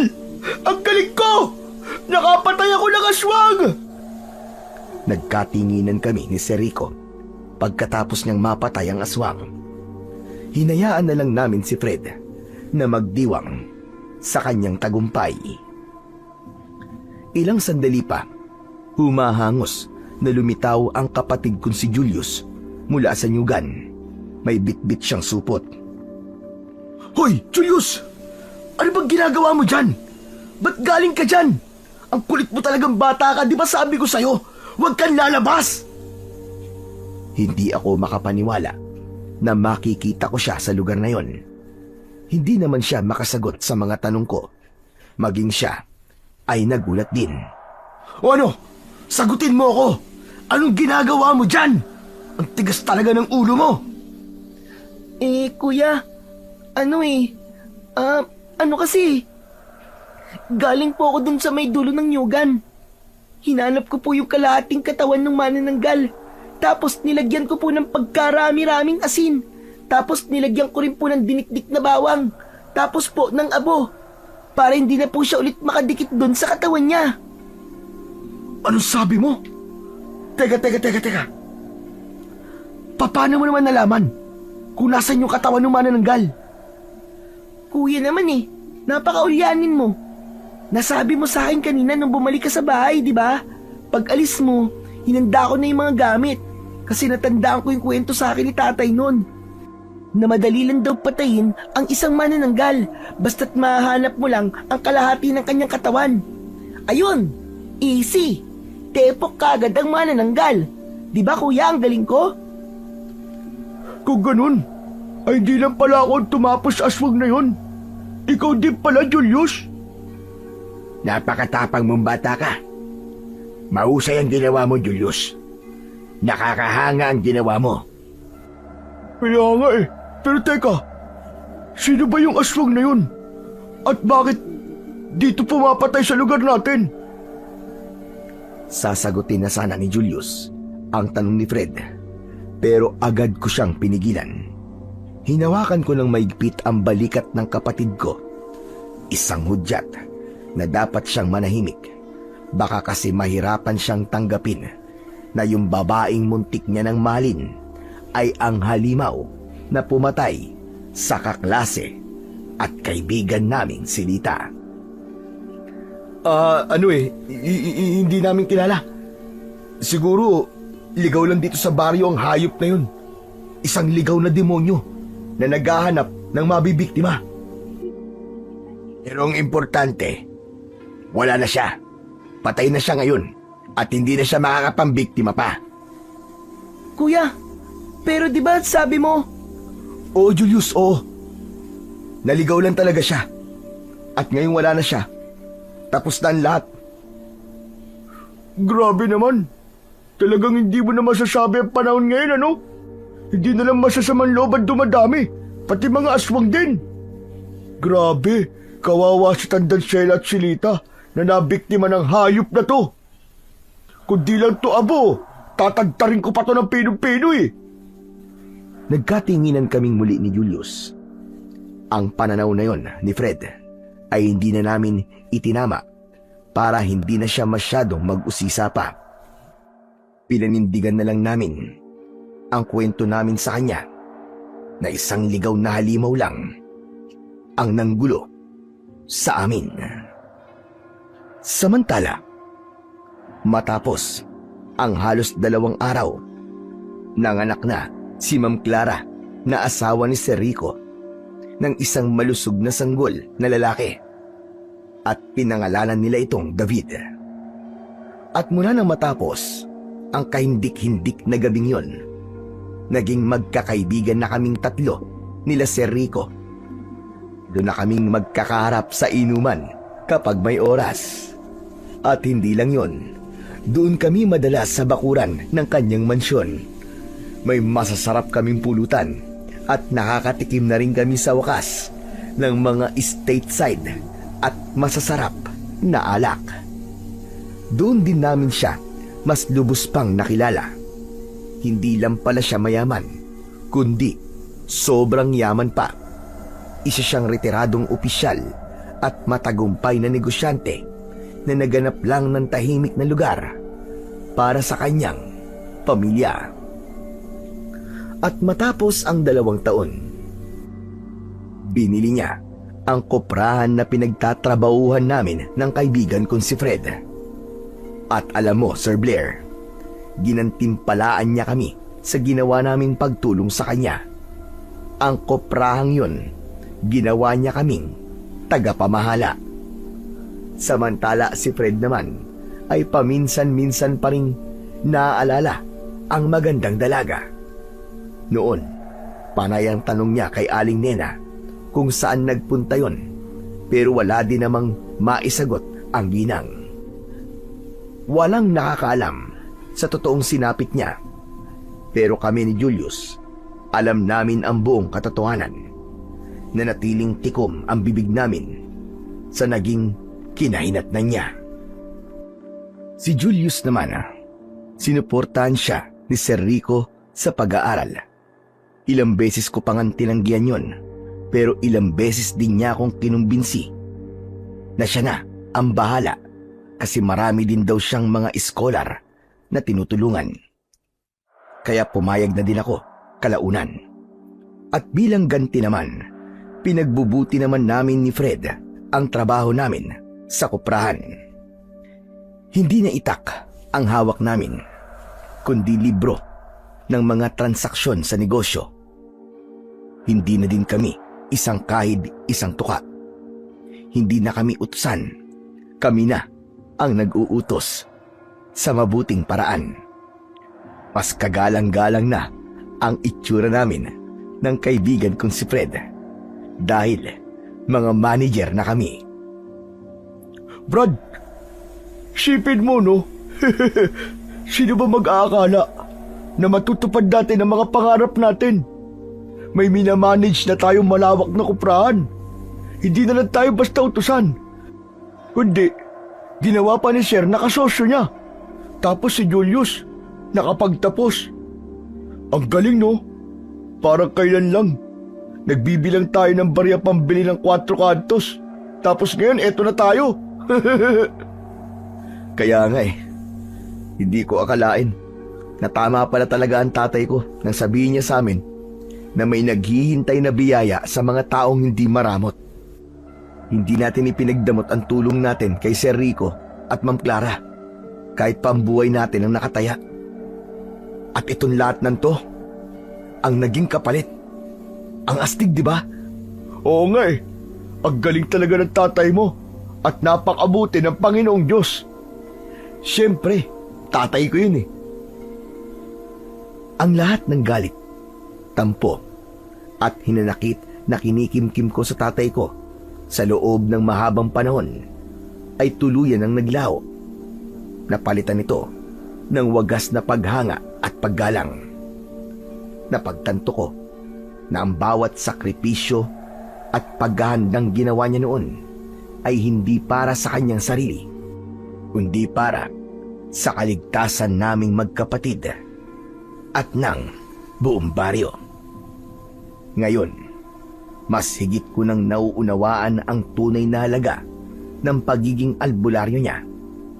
Ang mga gamit na dating isinusumpa ko, ngayon ay gamit na namin bilang mga sandata laban sa dilim.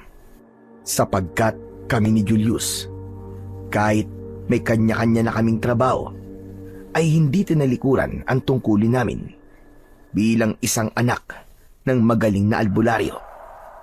Kapag may mga aswang na kailangang itaboy o patayin, hindi kami magdadalawang isip na gawin yon. Alam na namin ni Julius ang gagawin. Kami ang mga anak ni Carding, mga lihim na tagapagtanggol, ang magigiting na albularyong tirador ng mga aswang sa aming baryo. Hanggang dito na lamang po ang aking kwento. Maraming salamat po sa inyong pakikinig. Ang taong matyaga, marunong maghintay, at patuloy na nagtatanim ng kabutihan ay hindi kailanman masasayang ang kanyang mga pagsisikap. Sapagkat ang Diyos ay makatarungan at tapat sa kanyang mga pangako. Maaaring hindi agad makita ang bunga ng mabubuting gawa, ngunit sa tamang oras na itinalaga ng Panginoon, ang lahat ng luha, sakripisyo at pananampalataya ay magbubunga ng pagpapala. Ang kabutihang itinanim ng may dalisay na puso ay tiyak na aanihin, hindi sa oras na nais ng tao, kundi sa panahong alam ng Diyos na ito ang pinakamainam. Sabi nga sa Kawikaan, Kabanata 11, Talata 18, Ang masama ay gumagawa ng mapanlinlang na pakinabang, ngunit ang naghahasik ng katwiran ay may tiyak na gantimpala. Sabi rin sa Korinto, ang naghahasik ng kaunti ay kaunti rin ang aanin, at ang naghahasik ng sagana ay sagana rin ang aanin. Mas lalo pang binigyang diin na ang kabutihang masaganang itinatanim ay masaganang pagpapala rin ang aanin. Ang mga talatang ito ay magkakaugnay na nagpapatunay na ang kabutihan ay hindi nasasayang, sapagkat ang Diyos ay tapat na magbigay ng mabuting ani sa kanyang itinakdang panahon. Maraming salamat po sa inyong walang sawang pakikinig at pagsuporta sa aking mga YouTube channel. Hanggang sa muli po, at pagpalain po nawa kayo ng Diyos na may kapal.